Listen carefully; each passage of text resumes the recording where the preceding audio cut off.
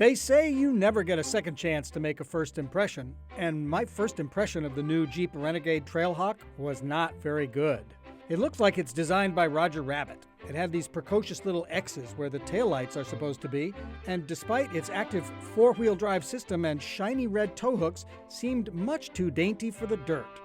It felt like an overgrown go-kart for college kids, not suitable for anything more rugged than hauling a yoga mat or a double venti minty soy latte. Trail rated? This little cupcake wasn't going anywhere. But then I got it off the road and... Hey, this is fun! The 2015 Renegade Trailhawk is the first Jeep to emerge from the Fiat Chrysler factory in Melfi, Italy, where they also build the Fiat 500X with what the company engineers call hardware same, software different.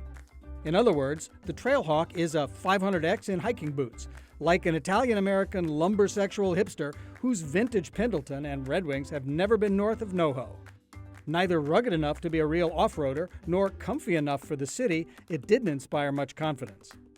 Around town, the 2.4-liter four-cylinder engine is peppy enough to dash through traffic, even though the company's new 9-speed automatic transmission, also in use in the 500X, feels a little jerky and uncertain on the flats and slow sections.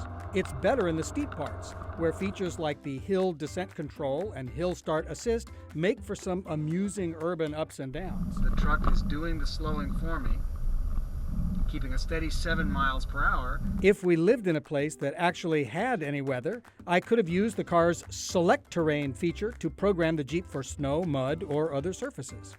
On the freeway, though, the Jeep's anti-aerodynamic boxy shape is one noisy ride, probably not helped by the cute but not sound-deafening optional MySky roof panels. But get it off the asphalt and hello, little Jeep. This guy has guts.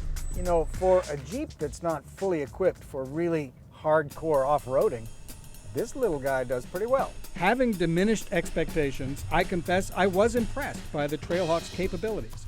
While this is no canyon-crawling hill climber, the Trailhawk did perform admirably on the ruddy, sandy, rocky sections in the hills north of Santa Clarita, easily rising to the challenge and producing fantastic backcountry vistas that would be off-limits to regular cars.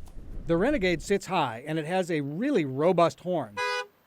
The visibility and the altitude are great for telling other commuters exactly how you feel about their driving. It's not the most muscular machine in the Jeep lineup, but it's not meant to be. Want to climb the cliffs of Moab? Well, drive a Jeep Wrangler Rubicon. Want to trot over to the Trattoria or the Trailhead? The Trailhawk is your man. The Renegade enters a field dominated by the Kia Soul and the Buick Encore, but is also competing for attention with the Fiat 500L, the Nissan Juke, the Mini Cooper Countryman, and the Scion XB. The Jeep name will give it some off-road cred that the others don't have, and Jeep sales for the month of March were up almost 25% above the same period last year. But the price point may turn off some buyers. The Renegade Trailhawk starts at $25,595. The one I drove would go for almost $30,000. It's too soon to know whether the Jeep Fiat DNA will be infected by the durability issues that have plagued long-term Fiat owners. But this Renegade grew on me. A lot of cars become less likable the more they're driven, as their peculiarities become more apparent and their flaws become more irritating. Not this Jeep. I actually liked it better the last day I drove it than the first.